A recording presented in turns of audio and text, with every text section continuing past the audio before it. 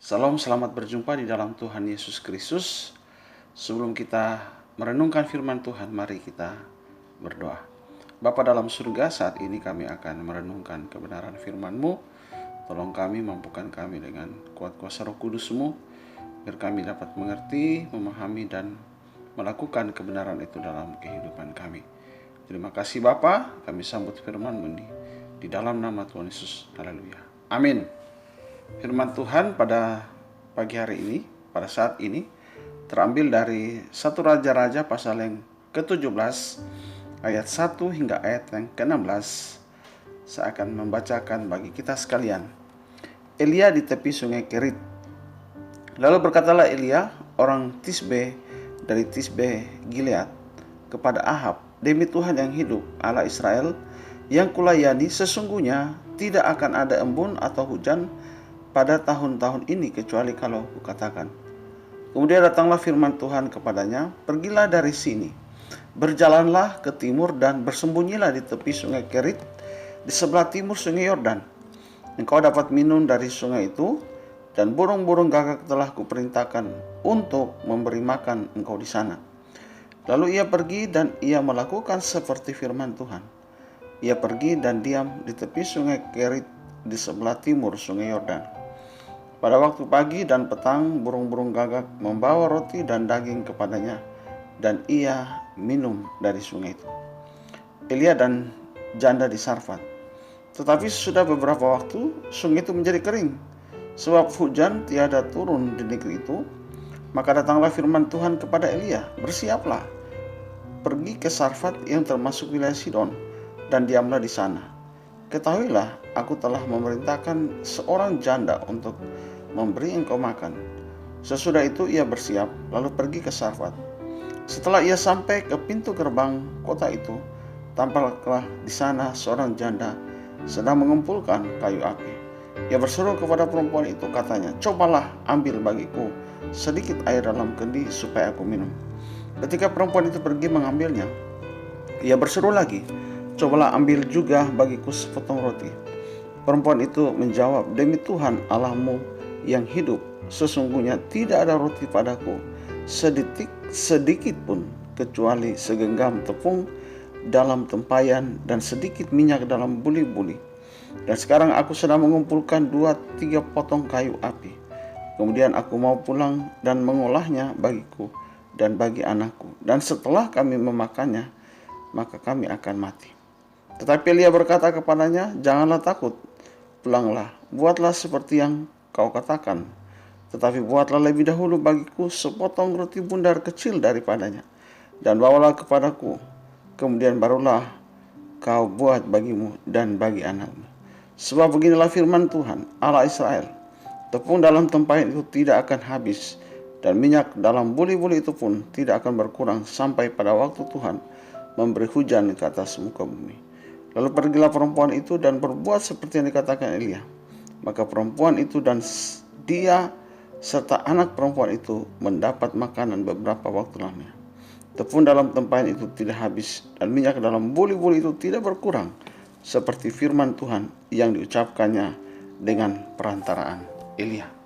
Demikianlah jauh kebenaran firman Tuhan yang akan kita renungkan pada saat ini, di mana tema kita mengalami pemeliharaan Tuhan di masa PPKM level 4. Sekali lagi tema kita mengalami pemeliharaan Tuhan di masa PPKM level 4. Bapak Ibu Saudara dikasih dalam Tuhan, tanpa terasa sudah setahun lebih kita diperhadapkan dengan situasi pandemi. Berbagai upaya dilakukan pemerintah agar kita dapat keluar dari situasi yang sulit ini. Namun situasi yang terjadi, yakni korban yang terpapar akibat COVID sampai saat ini meningkat. Karena itu salah satu upaya untuk menekan lajunya virus ini dengan menerapkan pemberlakuan pembatasan kegiatan masyarakat level 4, di mana mobilitas masyarakat dibatasi. Tentu secara ekonomi tingkat pendapatan masyarakat mengalami penurunan. Terjadi PHK, bahkan badai seroja dan banjir bandang beberapa waktu lalu telah menyebabkan banyak irigasi mengalami kekeringan yang berdampak pada sulitnya mengolah sawah.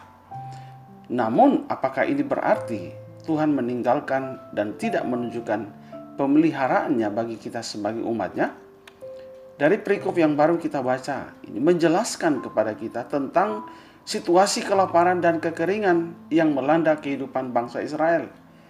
Elia bernubuat mengenai kekeringannya yang akan datang selama 3,5 tahun. Makanan dan minuman sangat susah didapatkan pada masa kekeringan tersebut. Hujan pun tidak turun sedikit pun, sehingga ladang tidak mengeluarkan hasilnya. Rumput-rumput yang mengering mengakibatkan ternak-ternak tidak dapat diberi makan. Namun, dalam keadaan yang sulit sekalipun, Allah tetap menunjukkan pemeliharaan bagi hambanya Elia. Sama halnya Elia, kita pun juga mengalami masa-masa yang sulit ketika dalam penerapan PPKM level 4. Namun bila Tuhan dapat memelihara Elia, maka Ia juga akan memelihara hidup kita di masa yang sulit yang kita hadapi saat ini.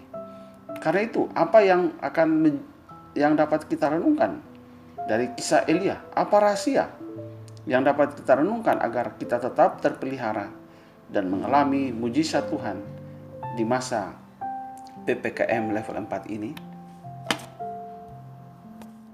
Hal yang pertama yaitu mentaati perintah Tuhan. Bapak Ibu Saudara, dalam satuan militer ada istilah garis komando, yang mana garis ini selalu turun ke bawah dan pihak yang menerima komando harus dengan taat melakukan komando dari atasannya.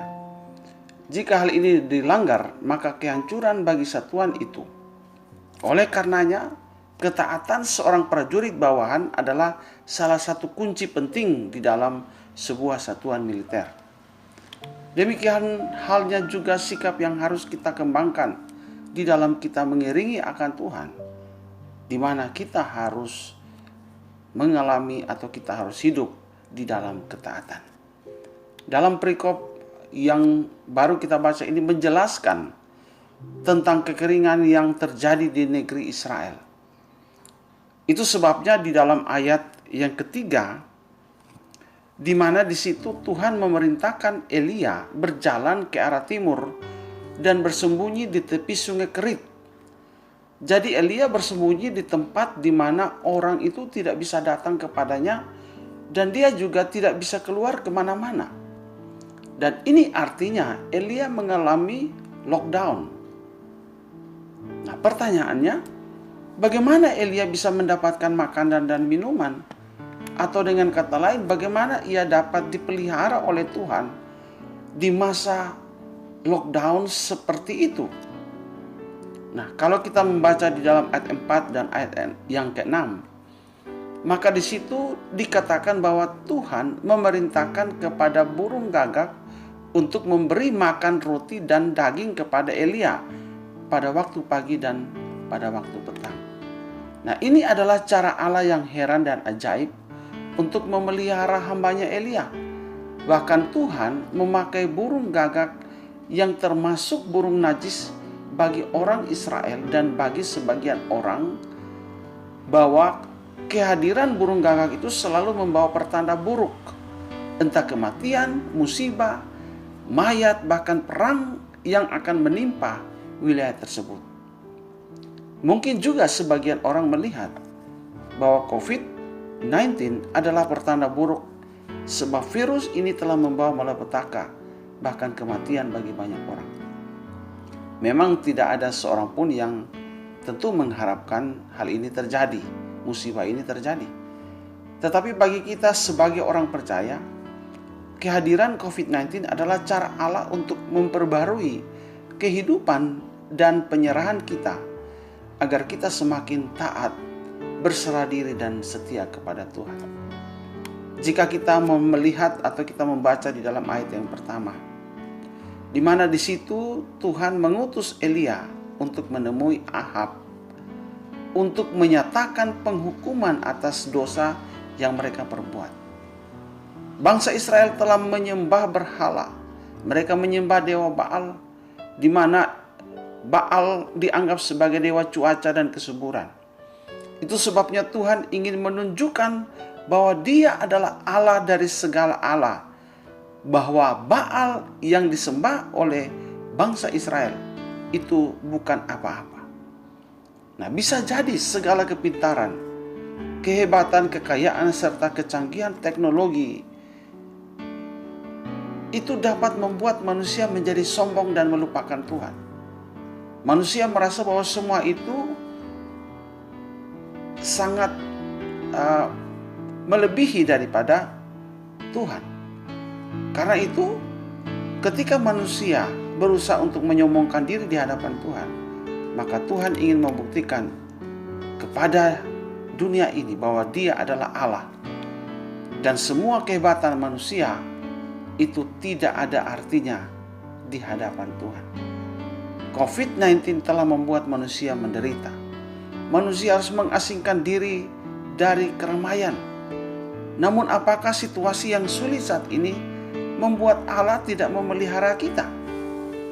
Bapak Ibu, saya ingat beberapa tahun lalu orang tua kami pernah bercerita tentang masa-masa sulit yang pernah mereka alami, yang pernah kami alami. Pada hari itu kami telah kehabisan beras dan tidak lagi memiliki uang untuk membeli beras. Namun apa yang Tuhan buat? Setelah selesai berdoa, tiba-tiba uang itu jatuh dari loteng. Nah, ini hal yang luar biasa. Padahal kami tidak pernah menyimpan uang di atas loteng, tetapi kami percaya bahwa ini adalah cara Tuhan untuk menyatakan pemeliharaan bagi setiap anak-anaknya. Dia menyatakan mujizat. Sebagai anak-anak Tuhan, tentu Tuhan berhak untuk memelihara hidup kita. Namun kita juga dapat belajar daripada Elia. Sekalipun Elia tidak mengerti dan sekalipun sepertinya tidak ada kepastian, karena dia harus bersembunyi.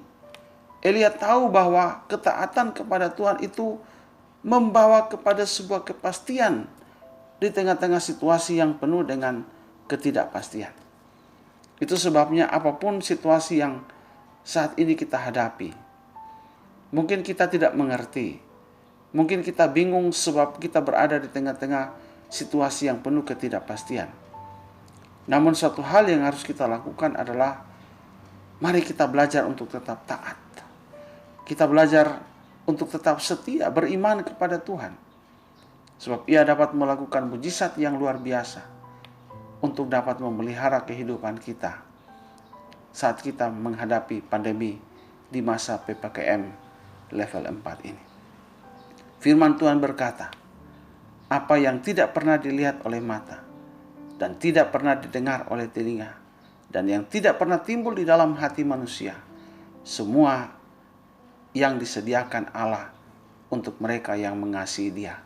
1 Korintus 2:9. Jadi orang yang mengasihi Tuhan, mereka akan melihat bagaimana perkara-perkara yang Tuhan buat untuk dapat tetap memelihara kehidupan kita, agar kita tetap survive di masa-masa yang sulit saat ini. Kemudian rahasia yang kedua, agar kita dapat mengalami pemeliharaan Tuhan, yang kedua adalah perbuatlah apa yang dapat kita lakukan, atau dengan kata lain, jangan pernah kita berdiam diri. Bapak Ibu Saudara yang dikasihi dalam Tuhan, situasi sulit yang diakibatkan oleh pandemi COVID-19 saat ini itu dilihat oleh kebanyakan orang sebagai suatu musibah. Tetapi benarkah krisis yang kita hadapi saat ini sebagai musibah? Mari kita melihat pengertian krisis menurut bahasa Mandarin. Kata krisis mempunyai dua arti. Pertama yaitu wei xian, artinya bahaya atau ancaman. Kedua, chi huai, yang artinya peluang atau kesempatan. Nah, bagi bangsa Israel, Goliat yang mereka hadapi itu adalah sebuah krisis. Tetapi bagi Daud ini adalah kesempatan atau peluang untuk memperlihatkan bahwa orang yang disertai Tuhan pasti akan mengalami kemenangan.